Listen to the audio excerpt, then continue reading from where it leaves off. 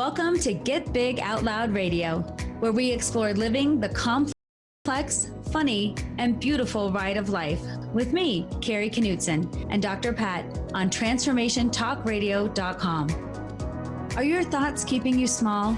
Are you ready to get big? I will offer you ideas to transform what you are thinking into conscious action. Explore what is keeping you small and how to shift your behaviors in order to get big. Learn what is possible for you. Get ready to get big and live life out loud starting now. Wow. Hey, everybody. Welcome to Get Big Out Loud. I get to take this wild, funny ride of life with my friend and colleague, Kari Knutson. Today's show is especially important and it's especially meaningful. It is a show where we talk about what the energy and ability is to say yes to yourself. You know, what is it? And I'm talking about an energy and ability, and there's much more Kari's going to talk about. But we're really sometimes good at yes for other people or other things, or like our boss, or like our neighbor, or like kids, those. But what does it mean for us to own our own yes, Kari, right? What does that mean? Thanks for the setup, Dr. Pat. Yeah, I wanted to talk this month about what it means to say yes to ourselves, because I was thinking about this idea of so many times we say yes to other people easily, or even begrudgingly, but we'll still say yes.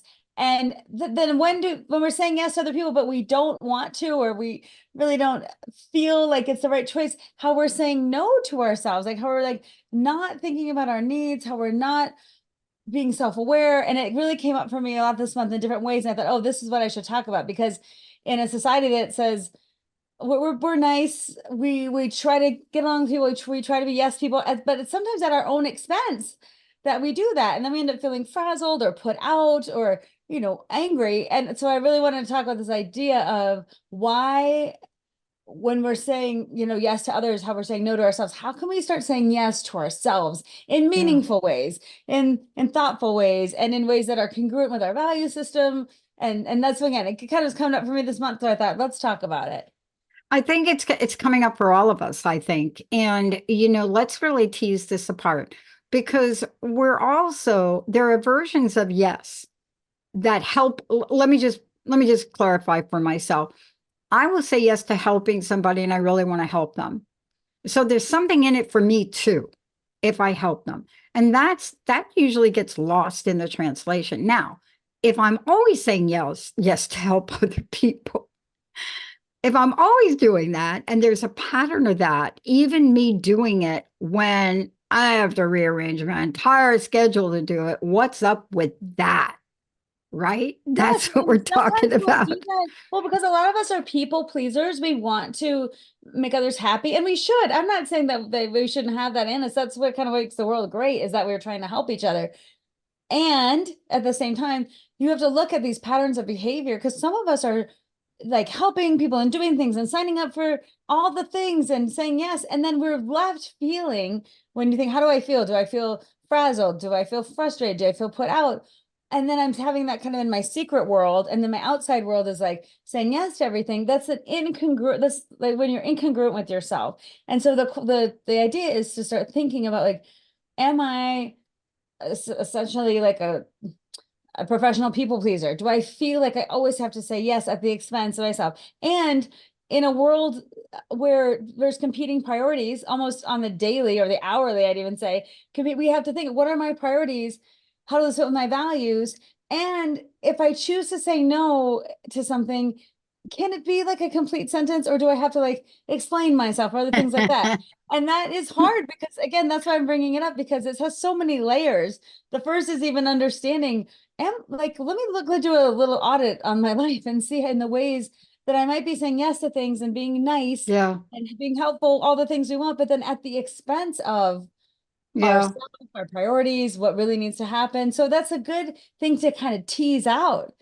of ourselves. And Yeah. it's not about don't stop being generous to people and being helpful, but it's more about the power dynamic that exists when you feel like you can't say no. Yeah. I went with this in selecting my mixed doubles partner for an upcoming tournament. And, it's somebody said, well, why don't you ask this person to play? And, I've played with that person before. There's nothing wrong with that person, the way they play. However, our styles don't match anymore.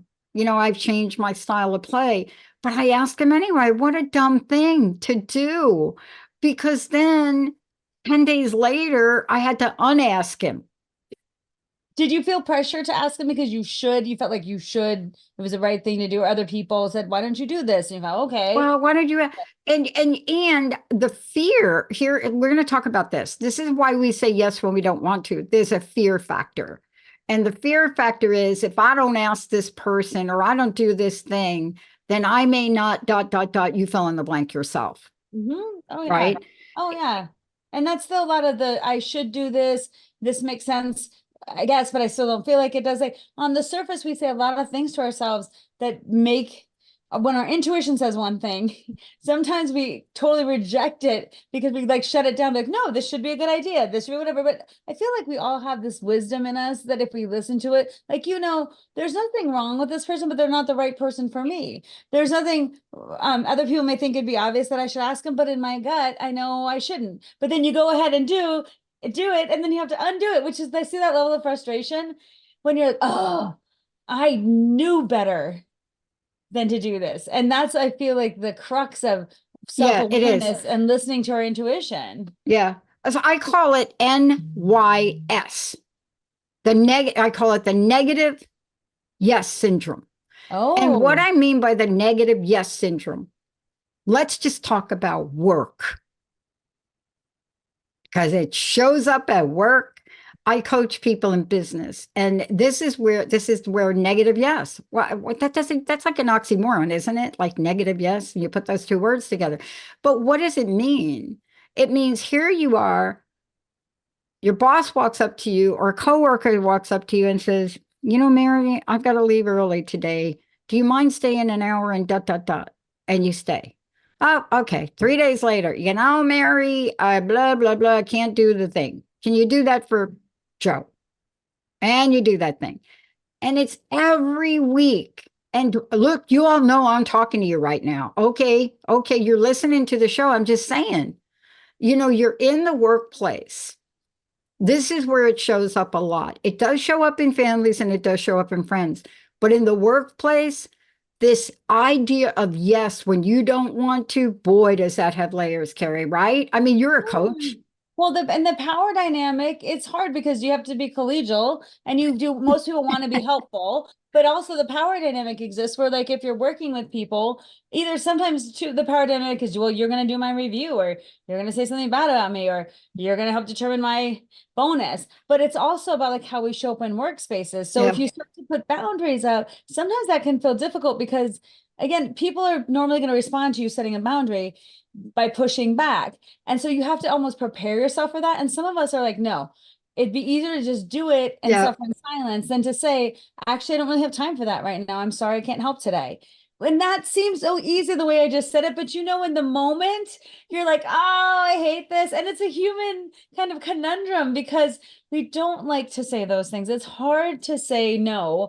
And then because I feel like we connect that with the woman, I'm not being nice. And I think that you can say no and still be nice. I think that you can let other people know that. I got to tell you a short story because this is going to be right up your alley.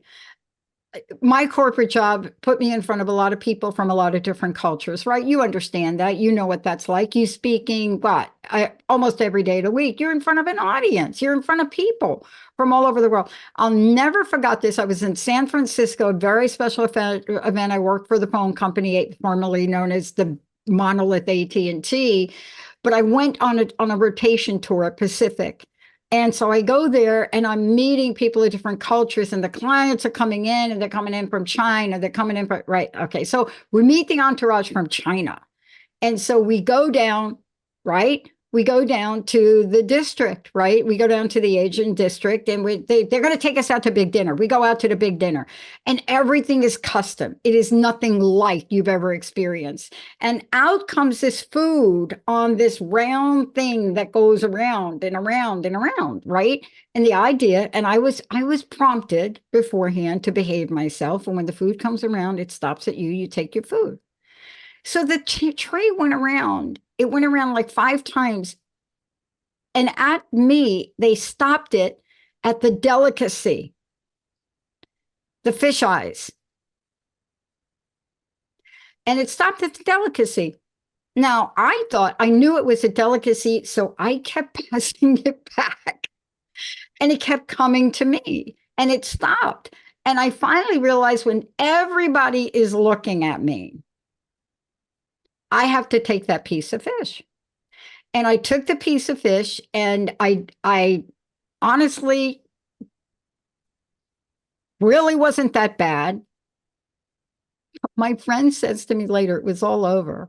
And my friend says, "Why did you eat that? I don't even eat that." And I said, "Well, I thought I was supposed to." And she said, "Who told you that?" I said, "Well, it went around 5 times and it kept stopping at me." So, but But you you see, felt pressure, right? You're like, and then oh you my had a God. story about it, and then you felt like you couldn't say no because it's gonna be disrespectful. And then see the story you made up about it? Nobody's eating the fish eggs. I said, "Well, nobody was eating the fish head." She said, "Nobody wanted the fish head." But that might be a funny example, but that resonates throughout her entire life. Oh, yes. And what I love about that example, it's so simple, but it brings to light like a situation is neutral. And then we make a story about it. And then we add, I mean, and I can see why you added, like, I'm part of another culture right now. I'm trying to be respectful. Someone had prepped me, like, you eat the food they put in front of you. But then your other side of your brain's like, I don't want to eat this. No one else is eating it, but it's coming back. So I feel this pressure. And then I don't want to say no because then will I be disrespectful? And that's a real thing you have to think about in those situations. Will this be taken as disrespect? So then that is at odds with your feeling of like, I'm going to feel guilty if I don't, but I really don't want to. And then we get all ramped up in that Oh, space that is so hard to navigate because your emotions are amped up and the woulda, shoulda, coulda versus what you want. That is a great example of, I oh mean, my anyone gosh. listening can think of a story where they felt that way. Even this morning. But the end of the story is they thought I loved it so much. What do you think they brought out again? Oh Oh, no. yes. And, but you see, now it's a delicacy I don't mind. So that's just me because I'm used to multicultural food. But every day we wake up with something like this. How do we hold true to our authentic purpose? Mm. And I say that generally speaking, because it doesn't matter what walk of life you're in. My purpose at 17 years old on the streets of New York was selling hot dogs, doing a really good job. I loved that job, doing a really good job. I just loved it. That was my purpose at that moment.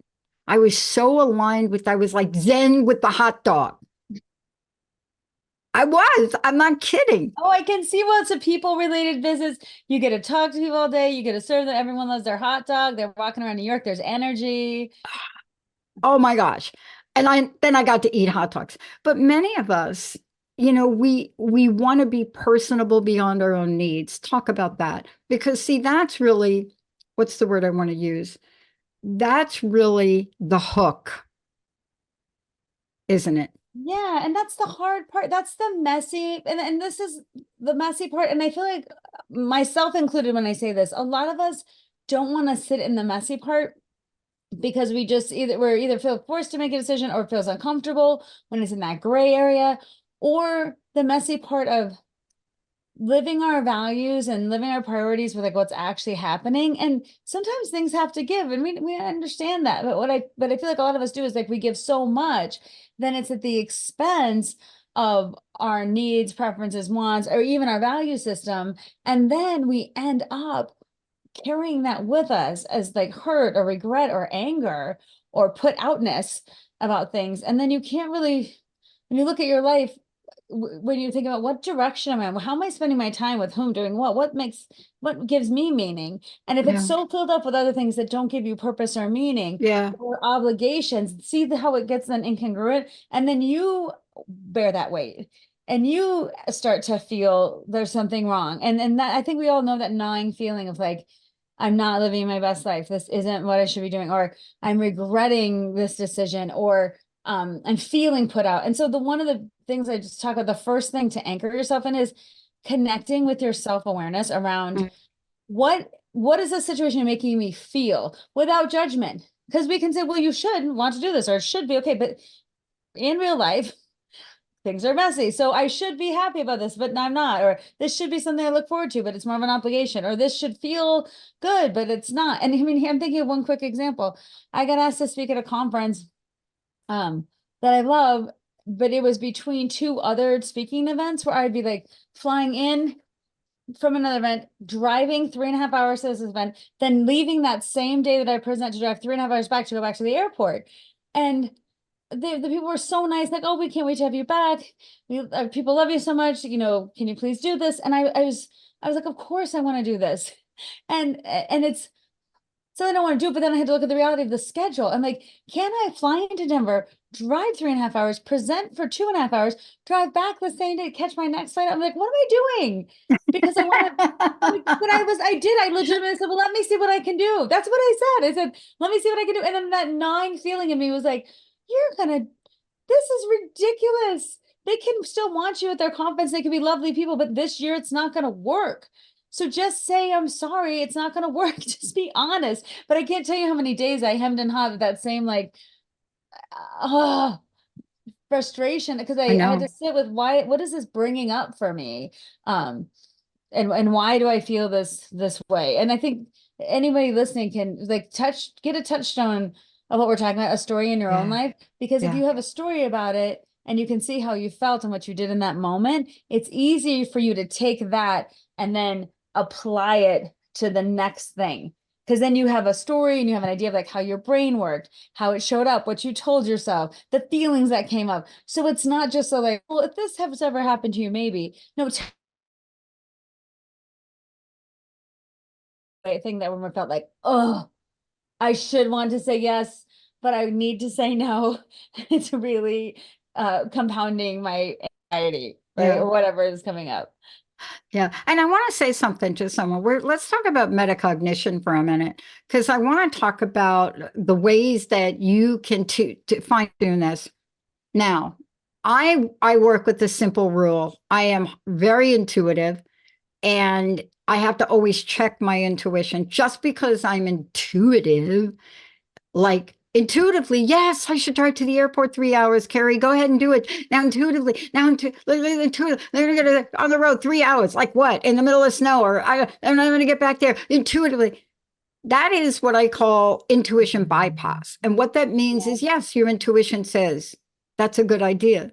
But there's sometimes the practical nature of things. And if they don't align easily, you're getting information, right? But how do we do this? Yes. Well, you bring up perfect. So metacognition is simply a fancy way of saying thinking about your thinking. And it's looking at your thought process to be, can do that. What's exciting as human beings. We can have a thought and it could just exist without taking any action. And then we can turn it around. We can think about it. We can think why we thought that, what triggered the thought, how the thought makes us feel. We can be in that space. To me, is so interesting because we can have a thought and think without acting on it. And we have plenty of thoughts we don't act on, by the way. Like, when someone cuts you off in traffic and you like to ram into them, but you like, don't do it. Or like, like our anger that gets the best of us. There's plenty of thoughts that we have where we stop ourselves thinking about our thinking. What will the results of this be? That be helpful, but I still feel the feeling or have the thought. So when we're talking about using our metacognition in this space, it's noticing your thought process. And some of us have long held belief systems that we show up to that we haven't really that we show up to life with that we haven't really examined. Like always be nice, always say yes, always be helpful. When on the surface, that is not bad. We want to be helpful. We want to be nice, right? We want to say yes when we can, but it's never been juxtaposed with more nuance. Like, what cost of saying yes is always doing this like the right thing, and can you still be kind and a boundary? And that's the nuance of it, though, right? So metacognition, you think that, where did I have thoughts and values around, always saying yes or people pleasing? What kind of behaviors have I looked at in my life that like haven't served me? And you just think about your thought processes and you notice them. And that's why metacognition is so interesting, because it's just a way to think about a thought and then analyze that thought without it being good or bad, or you did right or wrong. You're like, I'm really going to be curious about where this thought came from. Like my example of like wanting to say yes to these people, I had to say to myself, like, it comes from a good place. I want to speak. I want both.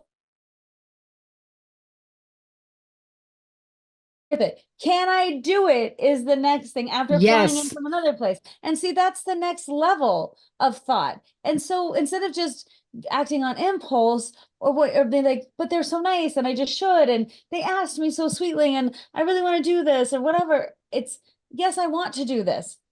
And then the metacognition piece is thinking about my thinking. You can want to do something, and then you can have a reality check of your schedule and your time. And then you can say in a very loving way, I'm sorry, it's not going to work for me this year. Mm-hmm. Thank you so much for asking. No. And that to me is the moment of clarity. But see how you about your thought process before you take action can be so valuable. Yeah. And I want to say that about this. She talks about conscious confidence. And this is something, Kari, you've talked about. You're a highly sought after speaker. You're confident in that realm. And so this would not have come up for you, but it will come up for other people. And I want to throw it out there for all you entrepreneurs. I need to drop this. I'm going to drop the hammer right now, because here's what it is. You're not confident. You're not conscious confident. You're not at that place with who you are in the world. And so you go to, if I don't say yes, they will never have me back again. Hello, Kari. Yes, and that is a real fear. And some of us, again, if we don't acknowledge, like, what is driving me right now? Oh, it's my fear of that they asked me once and I said, no, I won't get asked back. Or I have to take every opportunity because that means I won't get more opportunities. So see what the storyline is. And that's the great thing about thinking about, what is my storyline? What am I saying to myself? Is it true? Also, let's say you say to yourself, okay, if I don't say yes, they'll never ask me back. That could very well happen. And at the same time, could you save your energy for doing other for my case? Could I save my energy for doing the other gigs I'd committed to really well and not stressing myself? Would that be worth the potential loss? Also, is there a chance that I'll get other clients in the future that will match what those people gave me? Probably. So that idea of like, am I confident in my abilities to continue on my path versus I like my desperation maybe to have to take everything, or for me, it's more about my desperation to make sure everyone's happy, that I'm serving everyone. And this is an interesting thing, because I feel like, well, how this played out with that group, I end up saying, I am so sorry that it's not going to work with my schedule this year. Let's talk about next year. And if we get booked now, I promise, then I'll have space just for you. There And we go. it's a yearly conference. So they said yes. And you know, when that happened, I was so happy the day that it came, where I would have been flying in, driving, whatever. I was like, oh, I am my bridges with that other group. And I didn't stress myself out. And I would have shown up to that group resentful and overwhelmed and tired, honestly. And so that to me is like wanting to say yes to them, but giving them my best is not acceptable for my value system. Yeah. So In my you coaching program, I call it say yes to your best. That's what I call it. You have to say yes to your best. And you are not willing to negotiate. The other part of that is you know yourself so well that you honor these people, that you want to show up as your best. Yes. You want to show up as your best. This is such a great topic. Let's take a short break. When we come back, we're going to talk about two things that are very important. One is stimulus response. But what movie movie more for the phrase cause and effect? What movie was it that did? And it's a big movie. It's like a big blockbuster. So I would even know it. I it's might not, even know. okay. What movie did more for cause and effect? You can still hear it. You can still hear it. Cause and effect. What movie did more for understanding cause and effect? And a lot of books that came before it. Let's take a short break. Carrie, how do people find out about you? Oh, they go to knutsonspeaks.com. It's KNUTSON speaks.com. And you can find all about my presentations, my coaching, my training programs. And that's the best way to get in touch with me as well. All right, let's take a short break. We'll be right back.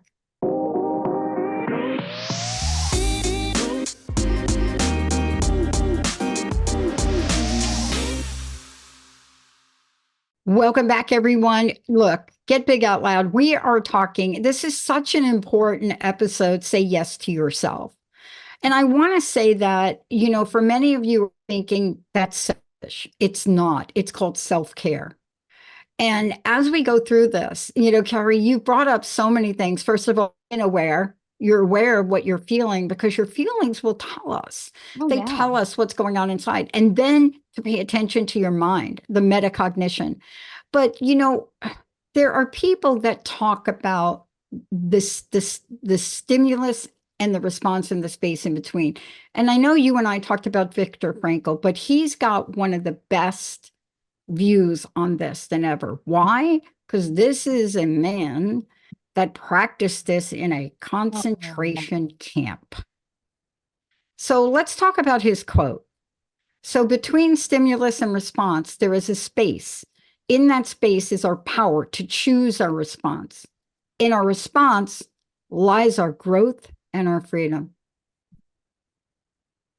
Yeah, and that is such an amazing quote from a man, again, who was in a concentration camp and survived, and who wrote the book Man's Search for Meaning. And he was a psychiatrist who actually helped people in the concentration camps, like, make it through. He thought about his own mind. Like, his work is so profound because I feel like, because not only how incredibly intelligent he was, but because what he experienced and lived to tell about. And this idea of, in that space between stimulus and response. And I feel like that's what we're talking about. The stimulus is someone asked me something. The stimulus is I'm supposed to do something. And then my response, the space before I say yes or no or talk or whatever, is my opportunity to use my metacognition to think about my thinking, but really do it in a thoughtful way. And the space is so small. And some of us just bypass the space into reaction. And the reason I wanted to bring up that quote was, the last part of the quote is, in the space lies our power. Can you read that last part of it? In the space lies our growth and our freedom. Yeah, this is it. Between stimulus and response, there is a space. In that space is our power to choose our response. In the response lies our growth and our freedom. And that's just so interesting, because the power to choose our response is one thing. And then our growth and our freedom as a result of that, the growth and the freedom of living our values, of being congruent with ourselves, of living the lives we want to live, of being kind and nice to people and having our boundaries. So the quote really, it really encompasses what we're trying to talk about today, because there is power in the space. There is power in using your thoughts. And then that's why I think it's so beautiful, because if we become aware of that space, we can utilize it much more. And like I said, most of us, including myself, sometimes bypass the space. Like when I wanted to say yes to that group without really thinking, like, oh, what's the outcome gonna be, right? And I think a lot of us in our lives think about those moments where we think, if I could go back and have that space between stimulus and response, what would I do differently with it? How would I honor it? How would I think about it in a different way? And it's just an invitation, not a mandate, but it's a way to help with the process of consciously changing our minds. And a lot of us are just on autopilot. We always do what we've done and say what we say and thought what we thought. And this is an invitation to be like, are my thoughts still serving me? And when I talked about, like, sometimes I feel frustrated or angry if I say yes and I mean no. Noticing, like, do I want to feel that way?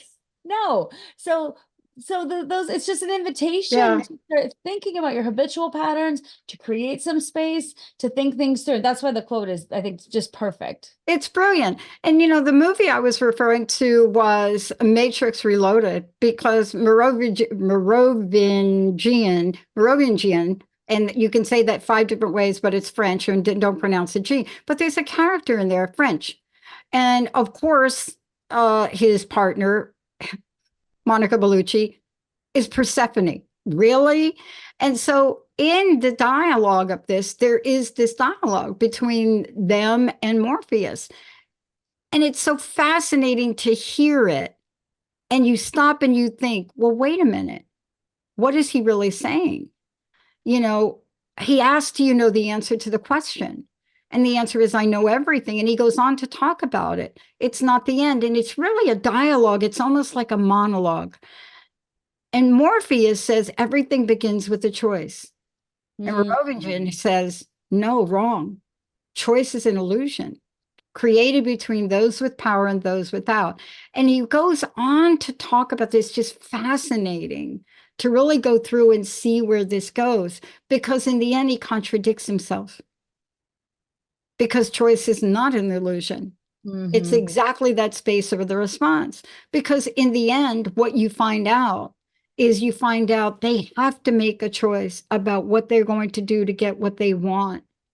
And this is a pure scenario of Neo making a choice and saying yes to something because the outcome he would get from it is what he needed. And we don't talk about that enough in The Power of Yes. So let's talk about that for a minute. There are people that spend their lives on The Power of Yes, people in sales. You ever talk to a really good salesperson? Oh, yeah. You ever been sold anything that you thought maybe I don't want? Oh my gosh, totally. People say, what I have, like swampland in Florida that I could sell you, or whatever. What's that ever that phrase is people say, Yeah. Yeah. And I think salespeople are trained to get you to yes, to get you to like want to think it's your idea. And again, that's the nature of their job. But is when we think about being on the receiving end of that. So like I've got a story about that was really intense for me recently. And again, I just found myself falling into this, and I was like, what happened? It was also after the fact. I'm like, I called a company about getting gutters or getting fixed. And they're like, look at our gutters. We might need some replaced. We might need covers. Just talk about gutters, right? And they also say, well, we also do windows. And so I don't need windows. I need gutters. And they're like, well, we could just send some out here to do an estimate. Like, how many windows do you have? I'm like, I don't know, like 13 or something. I'm like, oh, why am I talking about windows right now? And they're like, there's a no obligation cost. And just for the future, if you ever want to get, I'm like, we just had our windows checked. I'm not calling you for that. But throughout the conversation, it was just pushing the window thing. And then I felt like in order to move on, I just said, fine, we'll come out and look at our windows, but I'm not buying any. Right. And they go, oh, no, it's a no obligation, whatever. And then after we talked, I even set up the appointment because I just was like, I have said a few times, I'm not interested in windows. You keep pushing it. I don't want you to think I'm some like weird customer who, I don't know, like perceived as being rude or whatever. So I just said yes. And after I did all that stuff, I came home. I was at her house, and Annie's like, my daughter Annie was like, what's wrong with you? I'm like, oh, I'm so frustrated with myself. I don't want to look at these windows. I have no interest in that. And this guy made me feel like I should take him up on this great offer to look at windows. And then my husband was there too. And I even said, I don't want to waste his time because we're not really interested. And my husband said, what about our time? What about we're wasting our time. We got to sit through this appointment and we got to act like we're all interested in windows. And then his job is to come in here and talk about windows. We really want gutters. Why are we even talking about windows? I'm like, I don't know why. I just said yes. I felt like to stop the thing and just move on. But then I was mad and legitimately grumpy and mad at myself. And I was like, why did I do that? What was the pressure that I felt? What was I trying to be nice about and amicable? And like, I'm not responsible for their window business. Like, I'm not, like, I just had to go through this whole thing and really process why I had let myself say that when I really wanted everything to say no. And then how I felt afterwards was a really good indicator that something was very wrong. And then having to call back and be like, I'm canceling the entire appointment because I'm like, I don't want to do business with these people at all. If No. this is how I feel. So I had to go through, but look how much time it took me. When I could have just said, I'm not interested in windows. And if you're going to keep talking about them, we're going to cancel gutters and windows. So either we talk about gutters and that's it, or we find another company. Thank you so much. Like I could have saved myself hours. But that is the way. It's interesting when we have conversations with people that express an interest in joining the network, we're almost the opposite side of that. Our first goal is, if you want to join our network, of course, let's find out what you really want to do in life. And I'll tell you, for me, when I first started this, I come from a corporate sales environment, but I also had a great teacher, Mary Louise Smith, and she taught me that the best way in sales to sell is to help the person that's buying.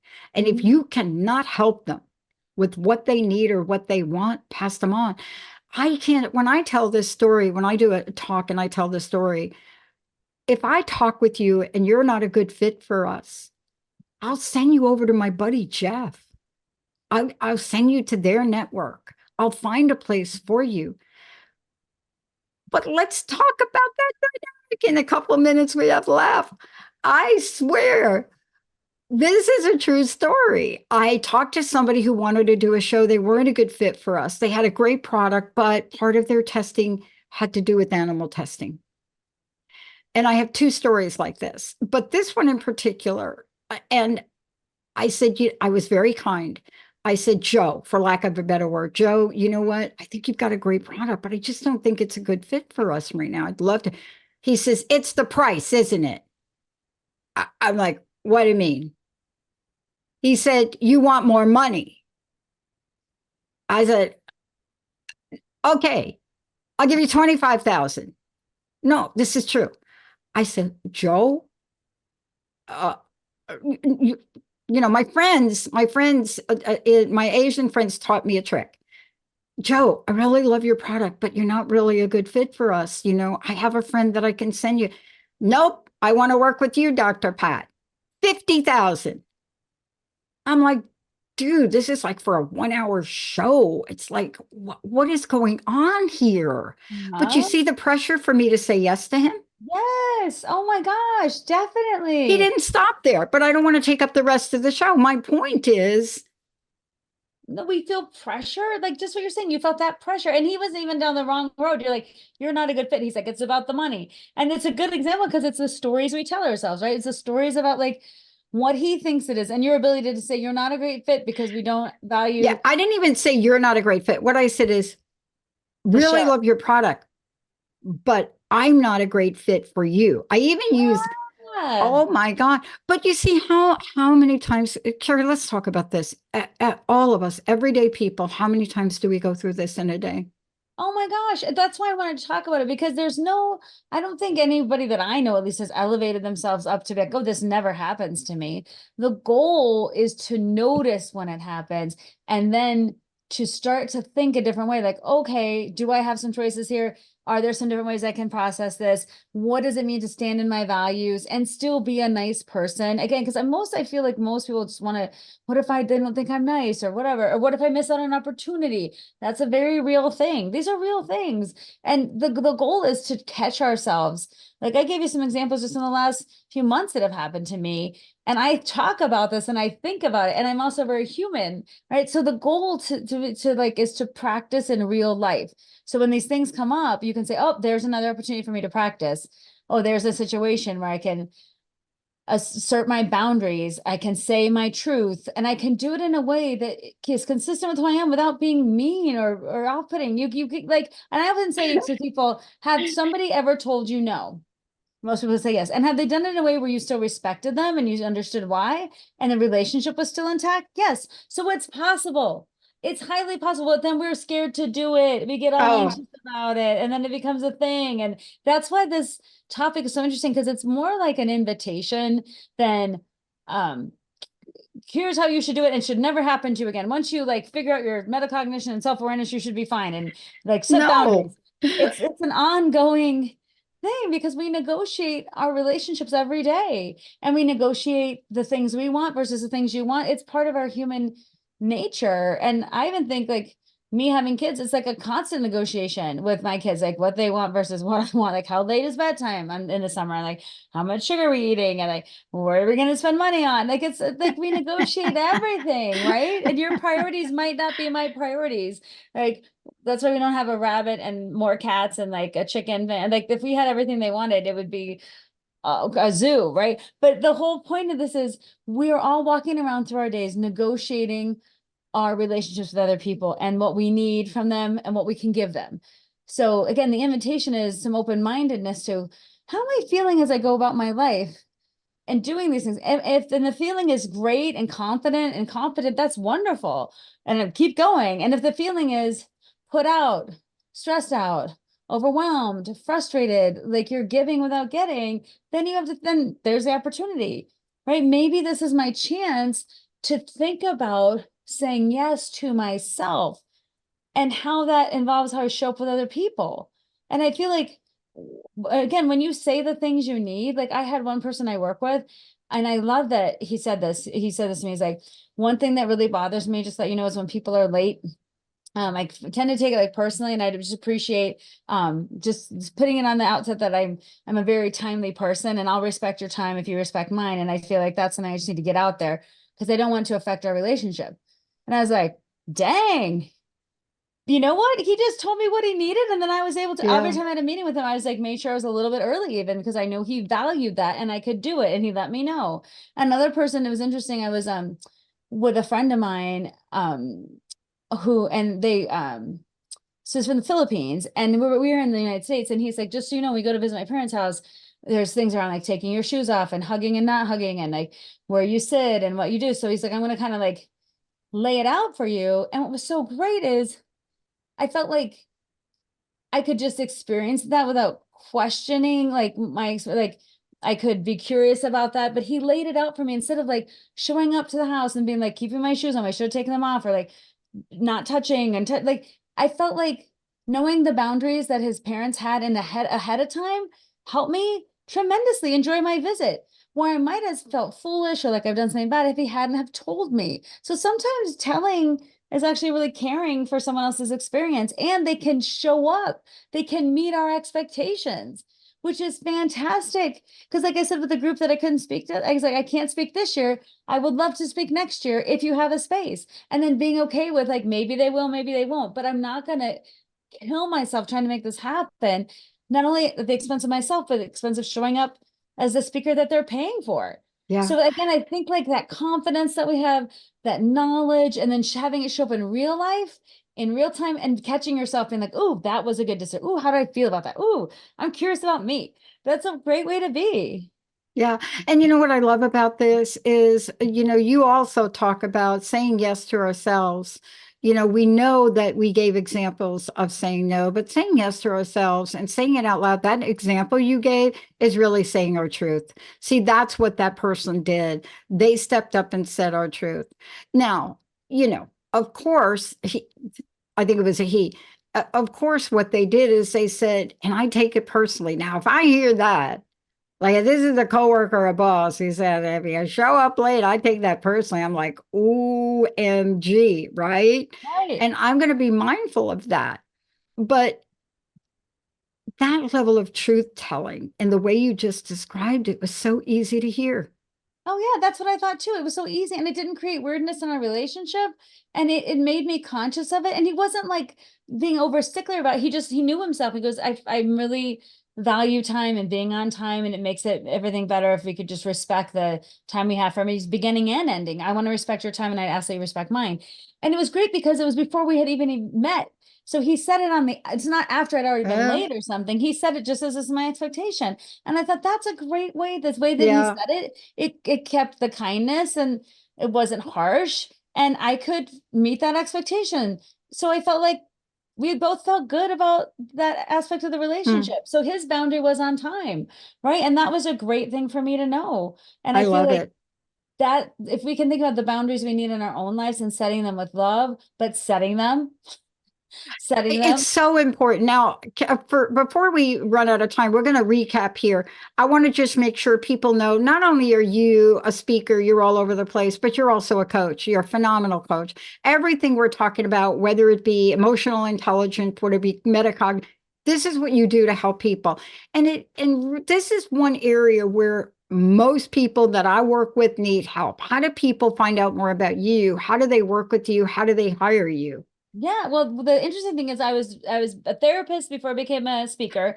And then as a speaker, people were saying, "Oh, I want some coaching specifically on what you talked about." So I developed a whole coaching practice around diving into these issues that helps us be focused and show up to what issues that you're facing and then find solutions. So a lot of the stuff I do work on is, and people of any industries tend to have the same issues, like work related or how they feel about it. And so we take a deep dive into using our conscious mind to problem solve, to make changes, to figure out how our emotional intelligence can play into that. And so my coaching work is so gratifying to me because it's with individuals and also with small groups. And that has been fun too, to work within groups that work together to help them function better. When we talk about things like this, it helps us show up in really profound ways, because this is the soft skill aspect of working together that can be incredibly transformative if it's done right. So that's what I love about my coaching work. So individuals and groups, and then of course speaking on these things, which I love too. Look, I want to talk to you about something very important. Let's recap what we talked about today, because you've got some great tips and ideas. And I don't think you and I are saying it's easy. Yes, I joked a bit. Yes, because I can look back now funny. But you're looking at a person that up until 2 years ago would pay for a steak out in a restaurant, and they cost what now? $30, $40. And if it wasn't cooked right, I would eat it anyway. Well, 2 years ago, I changed that. And taking care of Linda last year helped me realize things that are important.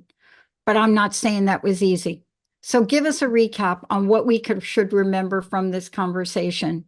Sure. And I wrote it down, so I'm gonna like read my notes of it too, just so I make sure I got it.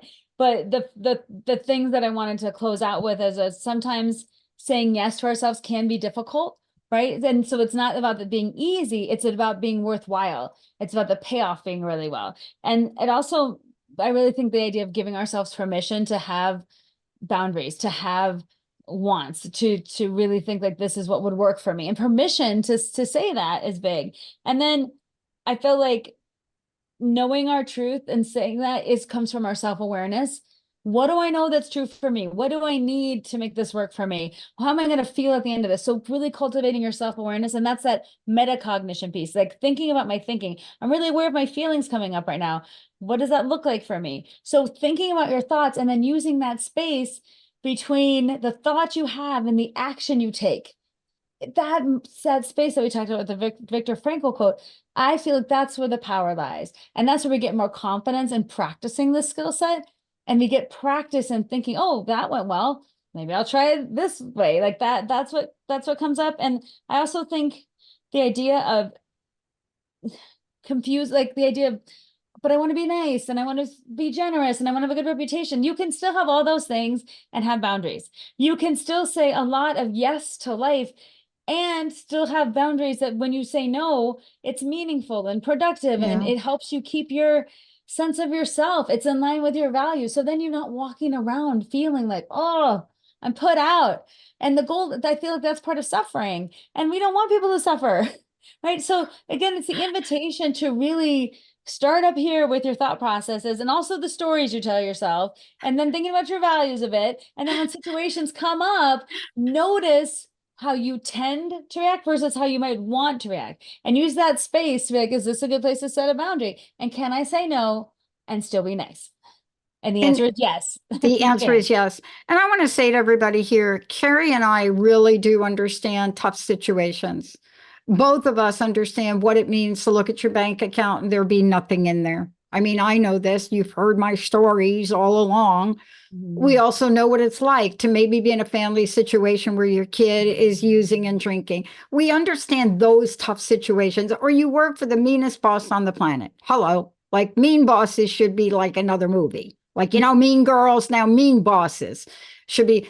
But in the world we live in, please hold on to what you said, Kari. It's the space between stimulus and response. It doesn't mean, and please hear what we're saying, it doesn't mean you condone this behavior. It doesn't mean you agree with it. What it means is the way you respond is not for them, it's for you. Yes. Preach. I got nothing to say to that. That is the perfect vote. Nice. I want to leave y'all with something here, but Kari, I think you should do it. What if our parting message was, this is it, folks. If you're looking for gutters for your house, don't even entertain buying windows. That's right. And remember who you are, damn it. You didn't call for windows. You're not going to be talked into windows, and work on your gutters first. And yeah, that's the summary statement. That could be like your symbol to be like, am I doing gutters or windows today? It's gutters, people. It's gutters. Okay. That's it. If you look, forget all the depth of metacognition. If you remember this quote from Kari Knutson, gutters, windows, it's gutters. Gutters, yes. Gutters, gutters. Yes, and it's okay to say no. I don't want your windows. I'm not responsible for your business profile, and I'm still a nice person. And then I love people. I hope you take away this today, our audience members. Like, you're human, so some of these situations are gonna be a ridiculous kind of train wreck of a situation. You have to do the cleanup, and others are gonna be you'll be proud of yourself. And you'll help gain confidence when you take actions that are in alignment with your values. So we're not trying to be perfect. We're trying to practice, and we're just trying to be thoughtful along the way. And by the way, here's this. We're probably going to do a show on this. I want to do a show on what people are calling yet. I call it the yet factor. Here's when you don't use yet. When you don't want windows, you don't say, I don't want them yet. You just say no. You just say no. And no, I love the phrase, no is a complete sentence. You do not have to extrapolate. No, I'm not interested in windows. That would be funny. I'm going to say it to myself now as I'm thinking about different things like windows or gutters, Kari. That's the moment, right? And because I just had practice, I'm feeling actually more empowered and confident, which is one of the reasons I want to do the show on this. I took action towards my values. Yep. I said no as a complete sense. I didn't even say, well, we're not ready yet, or maybe in the future. I said, we are canceling our appointment. We don't need either. Thank you very much for your time. And then I felt so good because I'm like, I don't even want to deal with that. Why did I let myself get talked into it? And I felt free. So again, I hope you in that space lies our growth and our freedom. That was a moment of growth and freedom. There you go. Kari Knutson, Get Big Out Loud. KnutsonSpeaks.com is the website. Phenomenal coach. Please stand in your yes. We'll see you next time. You have been listening to Get Big Out Loud Radio, where we explore the complex, funny, and beautiful ride of life with me, Kari Knutson, joining Dr. Pat live every second Monday at 10 a.m. Pacific on TransformationTalkRadio.com.